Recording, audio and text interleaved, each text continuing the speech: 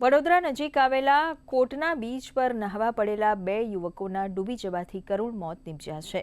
આ ઘટનાને પગલે સમગ્ર પંથકમાં એરરાટી વ્યાપી ગઈ છે। પાણીના વહેણનો અંદાજ ન આવતા 5 યુવકો ઊંડા પાણીમાં ગરકાવ થવા લાગ્યા હતા। પોતાના મિત્રોને ડૂબતા જોઈને અન્ય મિત્રોએ બૂમાબૂમ કરી મૂકતા કિનારે હાજર લોકોમાં નાસભાગ મચી ગઈ હતી। ઘટના સ્થળે હાજર સ્થાનિક તરવૈયાઓ તાત્કાલિક નદીમાં ઝંપલાવ્યું હતું। ભારે જહેમત બાદ તરવૈયાઓએ ડૂબી રહેલા 5 પૈકી 3 યુવકોને સલામત રીતે બહાર કાઢી બચાવી લીધા હતા।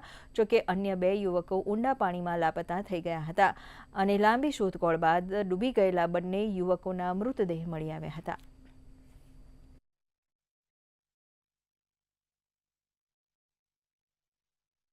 સિંદોડ પાસે ઘટના ઘટી હતી, ત્યાં ડ્રાઉનિંગ થઈ ગયું હતું। અહીંયા જ્યારે લાયા ત્યારે ઓલરેડી મૃત્યુ થઈ ગયું હતું।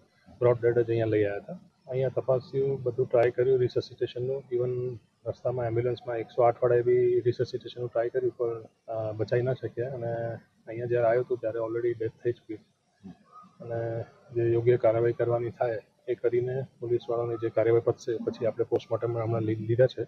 પોસ્ટમોર્ટમ થઈ જાય પછી આપણે સગાઓને હેન્ડઓવર કરી દઈશું અને જે લીગલી થતું હશે એ બધી પ્રોસેસ કરી નાખીશું। 8 જેટલા યુવાનો કોટના બીચ ખાતે નહાવા ગયા હતા અને અનફોર્ચ્યુનેટલી જેમને તરતા નહોતું આવડતું એવા 2 યુવાનોનું કરુણ મોત થયું છે। આ ખરેખર એક દુઃખદ ઘટના છે।